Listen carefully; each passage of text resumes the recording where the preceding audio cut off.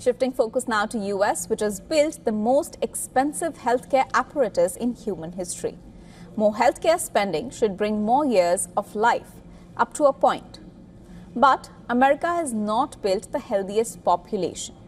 As the global population ages and spending curves steepen, the gap between dollars spent and years gained is defining economic and political fault line of the next 3 decades. The US spends nearly $10,000 per person on health, but life expectancy peaked in 2014. Every other rich nation gets more for less. Japan tops the group near 84 years, Switzerland, Spain, Italy, South Korea, all clustered between 82 and 84 years, spending between $3,000 and $6,000 per capita. In America, the life expectancy in 2018 sat at roughly 78.7 years, lower than Japan by more than 5 years, lower than the UK by 2, and critically lower than the US itself was in 2014. After 2014, US health spending kept rising. However, life expectancy stopped rising. The two curves decoupled, and that is not a healthcare system but a cost engine.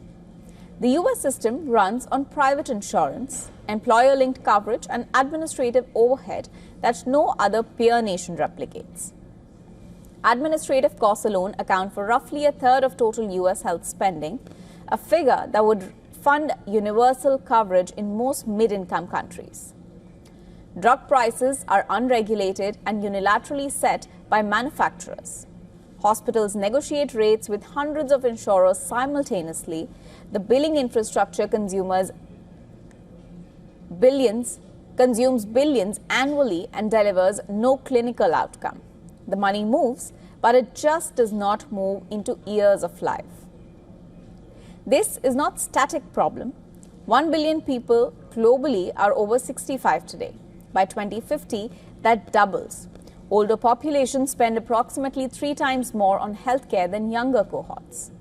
More than half live with at least one chronic condition: diabetes, hypertension, cardiovascular disease, conditions that demand continuous, expensive management rather than one-time treatment.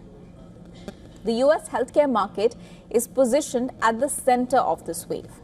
Its spending curve only points in one direction, that's upwards. The question is not whether expenditure rises, but the question is who collects the return.